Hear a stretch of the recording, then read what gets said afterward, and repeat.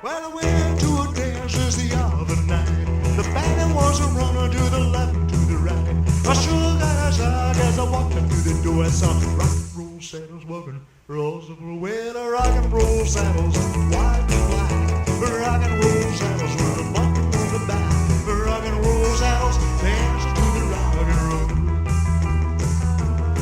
Well, I can't say we're jumping and going all right. The chicks sure look cute with their ponytails high. Bob King owns the King of Clubs night spot in Swifton, Arkansas, where Elvis Presley, Johnny Cash, Sonny Burgess, and so many other stars in the early days of rock and roll performed.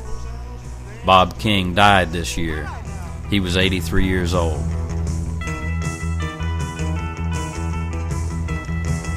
King ran his nightclub for more than 50 years, playing host to some of the biggest names in country, rhythm and blues, and rock and roll music. Part of an informal network of roadside nightclubs, the King of Clubs operated under the ownership of Bob and Evelyn King until they sold the club in 2003. Located on U.S. Highway 67, just north of Swifton in Jackson County, the club was a familiar stop for some of the most famous pioneers in rock and roll music in the 1950s.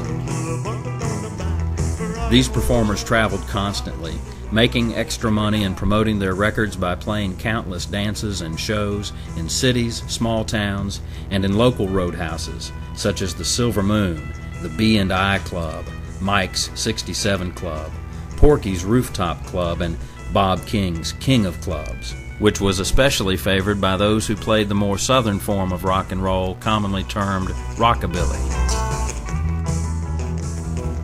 Along with Elvis and Johnny and Sonny, other up-and-coming stars such as Carl Perkins, Roy Orbison, J. Lee Lewis, Conway Twitty, Narvel Felts, Billy Lee Riley, and Charlie Rich performed at Bob King's King of Clubs.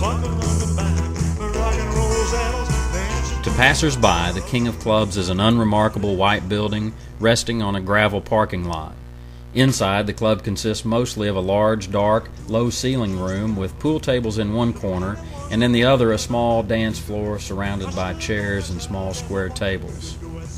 At the back of the room is a wooden stage rising about a foot above the dance floor.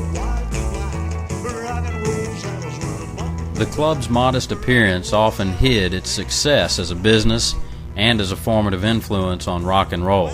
Many performers traveled in and out of nearby Memphis to record their music for Sam Phillips and Jack Clement at famed Sun Records, and they traveled frequently on Highway 67 between Little Rock and St. Louis, with the King of Clubs a convenient stop for one-night shows along the way. So many of the performers who appeared at Bob's Club early in their careers went on to become big stars, and that success helped to attract other artists and maintain the club's status throughout the years.